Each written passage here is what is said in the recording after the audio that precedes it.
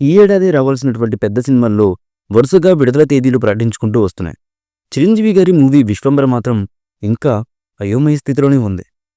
ఈ cinema release date ఎప్పుడు ఉంటుందా అని మెగా అభిమానులతో పాటు కామన్ ఆడియన్స్ సైతం ఎంతగానో ఎదురు చూస్తున్నారు అనడంలో అతిశయోక్తి లేదు. 'విశ్వంబర' సినిమాకు సంబంధించినటువంటి షూటింగ్ ఇప్పటికే దాదాపుగా మొత్తం పూర్తయిపోయింది. మహా అయితే 2-3 రోజుల ప్యాచ్ వర్క్ మాత్రమే మిగిలి ఉంది.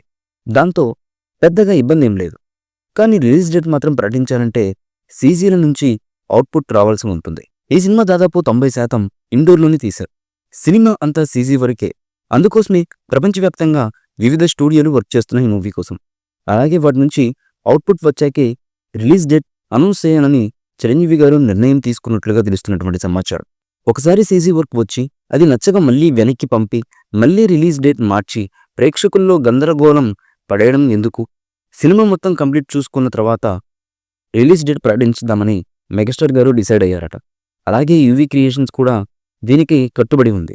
జూలై, ఆగస్ట్ ఈ 2 నెలల్లో 'విశ్వంబర' రావడానికి అవకాశం అయితే ఉంది. కానీ 2026 సంక్రాంతికి ఎలాగో అనిల్ రావుపూడి మూవీ ఉంది. వీటి మధ్య 4-5 నెలల గ్యాప్ ఉంటే కరెక్ట్గా సరిపోతుంది.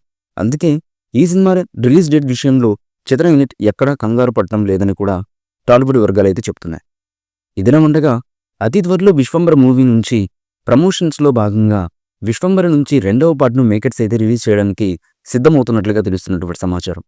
ఈ పాట సినిమాకే హైలైట్గా ఉండడంతో పాటు ఈ మూవీలో ఈ సాంగ్లో మెగాస్టార్ గారి స్టెప్స్ అయితే అదిరిపోనున్నట్లుగా తెలుస్తున్నటువంటి సమాచారం. మరి ఈ సాంగ్ ప్రేక్షకులను ఏ విధంగా మిస్మరైజ్ చేస్తుంది అన్నది తెలియాలంటే ఈ పాట అఫీషియల్గా రిలీజ్ అయ్యేంత వరకు వెయిట్ చేయక తప్పదు. ఈ మూవీపై మీ అభిప్రాయాన్ని కమెంట్ బుక్లో తెలియచేయండి. ఈ వీడియో మీకు నచ్చితే లైక్ చేయండి, షేర్ చేయండి, కమెంట్ చేయండి. మరిన్ని అప్డేట్స్ కోసం మా ఛానల్ని సబ్స్క్రైబ్ చేయండి. అలాగే పక్కనే ఉన్న గంట సింబల్ని గట్టిగా కొట్టండి.